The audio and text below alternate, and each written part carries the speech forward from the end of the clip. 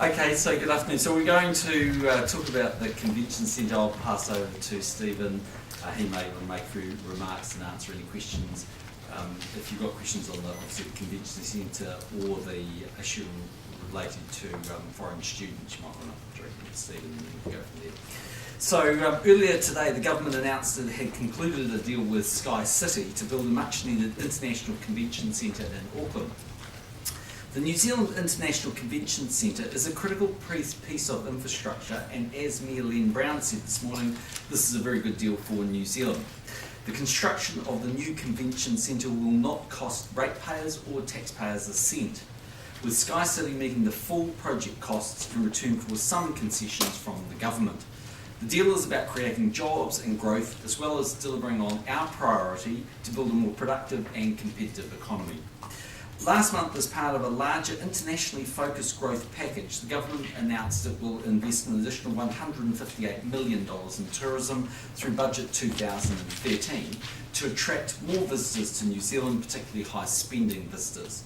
Over the past decade, visitor numbers have been increasing, but spend per visitor has fallen. Tourism employs over 6% of New Zealand's total workforce, generates just under $10 billion of revenue, 15.4% of export earnings and 3.3% of GDP overall. As well as attracting more visitors to New Zealand, we need to attract people who spend more, and conference and convention visitors are particularly valuable. They spend on average about $318 a day as opposed to $208 a day for your average visitor to New Zealand. And convention visitors do not restrict their business to the city where the convention is held. They'll often tag on a holiday after they conclude their business or bring their family back to New Zealand because they've enjoyed the experience so much. International business events are a key contributor to growth, not just tourism itself, but also because people who attend conferences and conventions make valuable connections that can lead to investment and trade opportunities. The New Zealand International Convention Centre is expected to be opened in the second half of 2017, will accommodate up to 3,500 delegates. The benefit to New Zealand from the construction and operation of the New Zealand International Convention Centre is expected to be around about $90 million a year. Up to 1,000 workers are expected to be employed during the building phase, and around about 800 people will be employed by the convention centre once it's up and running.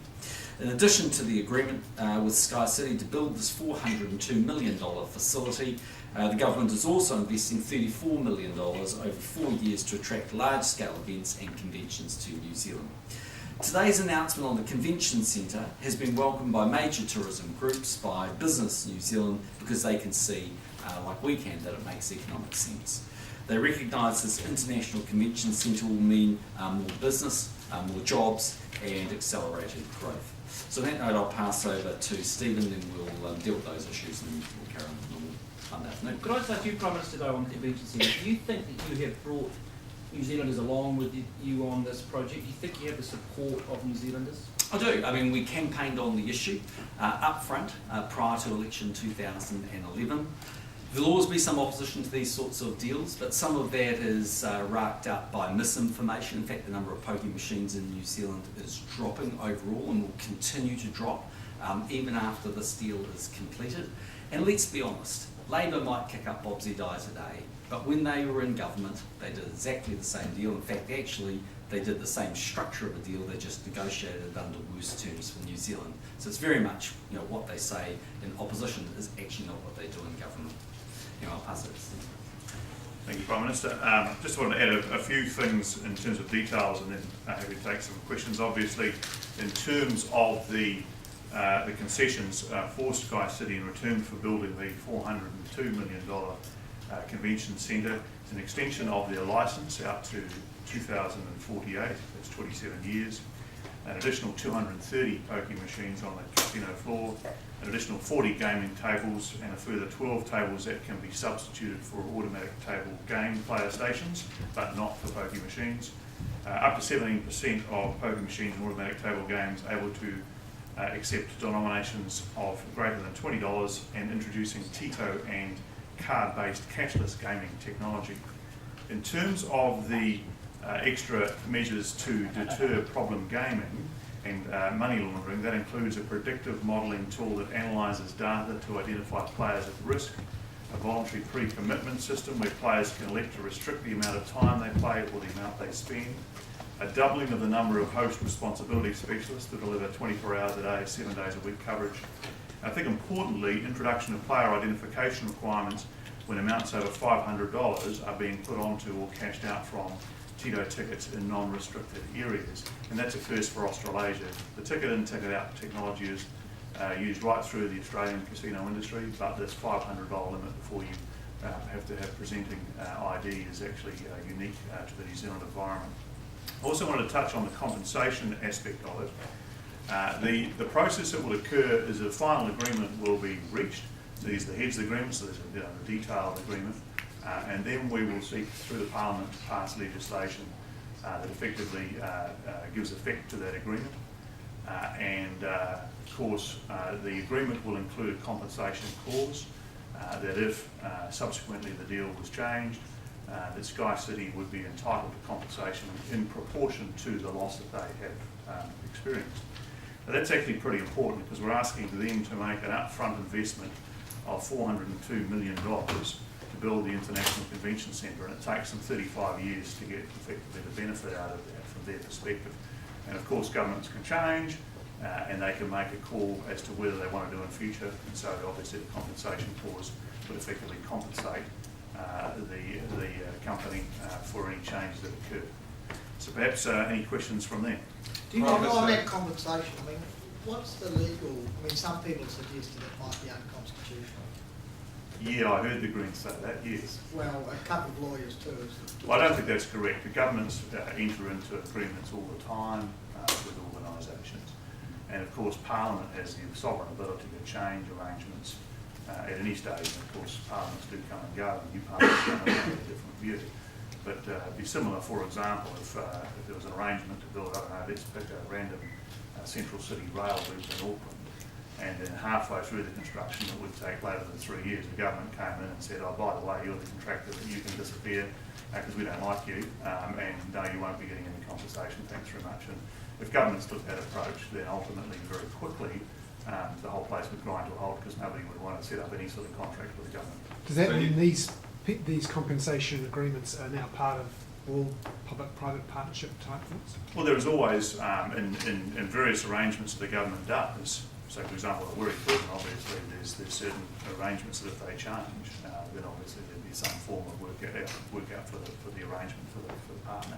And this is just exactly the same thing. For the Greens to suggest that this is somehow uncharted territory is, the other ones are uncharted territory. But it's happening more now, isn't it? And isn't it a way of tying the hands of a future government? Not at all, because any government and Parliament can make its own decisions. But it's only fair that an organisation they're contracting with that goes across a period of time, in this case 35 years, if the contract is changed because of the will of Parliament, that there's some form of compensation for doing that. What happens if the construction and fit out goes over the $315 million budget? Who pays for it, Skycity or the government? Well, all the advice I've had at this point is it's going to comfortably fit within that $315 million. But certainly the agreement as you've seen today is limited to that in terms of Skycity's contribution, and that's on the basis of the arrangements that we've come to, which Court of Mentor has said is fair to both parties. If it was to go on, we'd have to talk about it, Simon, and work out who was going to pay any extra, but certainly we're not anticipating that would occur. But so the government could pay that extra? Well, that's one possibility. One other possibility would be changing a few of the concessions, but literally there's no intention to go beyond the 315. But did the government... Two-Ray said today that if the Greens got into government, they would try and legislate over this, essentially test that compensation clause. How watertight is it? Would they be able to do that? Well, the contractual arrangements will be written up in a contract that won't be in the legislation. I mean, ultimately, any parliament can legislate over anything, but you have to be pretty careful because fundamentally governments wouldn't run. I just think the Greens are back on another planet in this space. I mean, they obviously object to elected governments making decisions, particularly if they're not part of it, but that's fair enough. Is there a quid pro quo under what circumstances can the government seek some sort of compensation for Skycity for things? Yes, there is. There's a number of protections in there in terms of that, particularly the ability for the government to to effectively appoint another operator of the convention centre if they're not happy with the performance, the ability for the government under certain circumstances to resume control over the convention centre, and the ability also for the government to purchase the balance, if you like, of the concession at some point if what's required, and they're set out in these. Are there any conditions though around, say, problem gambling, if that proves to be a bigger issue at the casino with the greater number of tables, etc.? Well, I think that's a really important point actually, because there's nothing in this agreement that contracts away from the ability of government to impose requirements from time to time in terms of problem gambling. For example, there's a problem gambling levy which is not affected in any way by this agreement, and that's set by regulation, and Skycity has to pay them. If that goes up, they have to pay more, and there's no compensation for anything like that. Similarly, if a future government said, okay, we've got some new technology for problem gaming that we want to introduce, it's completely able to do that. The obvious one that's mentioned occasionally from time to time is facial recognition. My understanding is that's not quite a technology which is able to be usefully used yet at this point, but should it become so at some point, then a government can introduce that again. That doesn't affect this particular agreement. The things at which Skycity would get compensation on, should that be required, are very clearly laid out in the heads of agreement and will be transferred through to the final agreement. Those are the things in relation to the concessions that they have received in return for building the convention centre. Have you got parliamentary support for this to get it through? Did you have to do any deals with Peter Dunn, for example, to get support? We have briefed Peter Dunn fully, and also John Banks, and they're both supportive. Do you think the fact that Skycity wants this compensation clause negotiated in shows that business is afraid of a Labour Greens government coming in and legislating away their profits? I think what they are concerned about, it's fair to say that their focus on this has grown in recent weeks in light of some other sort of proposed massive changes that Labour and the Greens would propose. It's not to say they think it would necessarily happen in the short term, but over a 35-year period they probably figure that there's the potential for a government change at some point. And at that point, given the propensity of Labour and the Greens in recent times to do some pretty desperate economic suggestions, then they probably are concerned that that could happen at some point. Just going back to Peter Dunn, did he ask for any changes? Did he have any concerns about the look of the legislation? No, I took him through it. He hasn't seen the legislation. The legislation will simply give effect to the agreement. But in terms of the deal?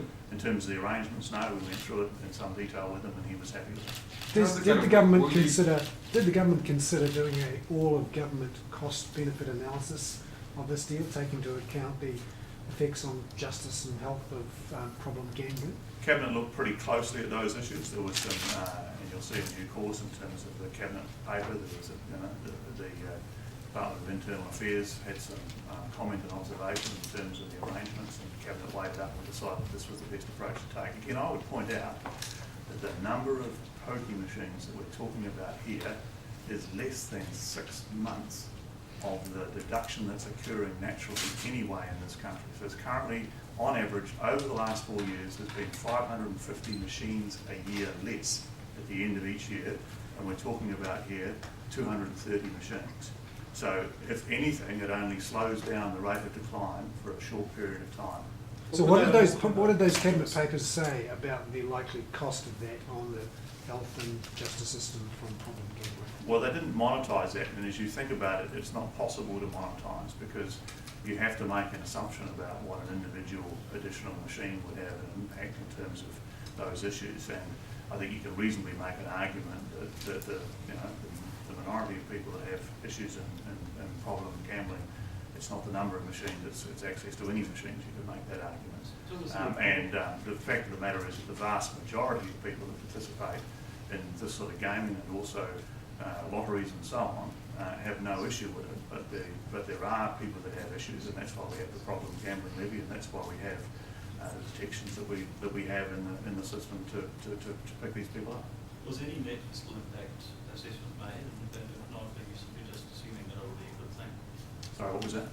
Was any net fiscal impact analysis done, or are you just assuming that by having convention centre it must be net? Well, it's a net zero from the Crown's perspective in a fiscal sense. So our assumption is on the basis that the Cabinet's made a judgment in terms of the concessions versus the opportunity.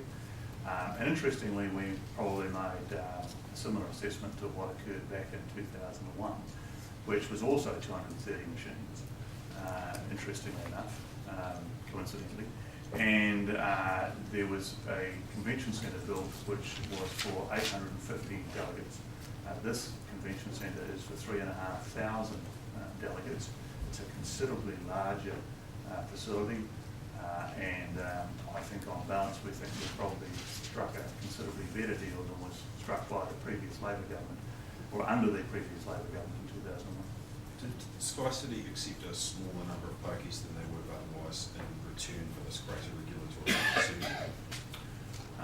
No, I think it's fair to say they had a number of things that they wanted, and we had a number of things we were prepared to consider. And then we had people negotiate, and we're both reasonably happy with the outcome. The negotiations took a very long time. That's correct. Is there any comment you can make on that? No, not really.